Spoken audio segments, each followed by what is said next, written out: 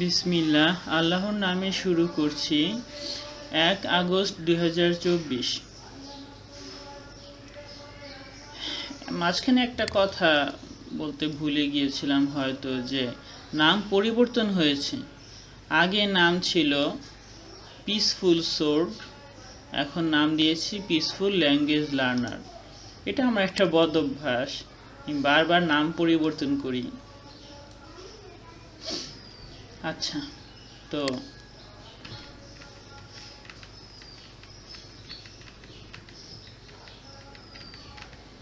16 August 2024, তাহলে 1 বছর হয়ে গিয়েছে।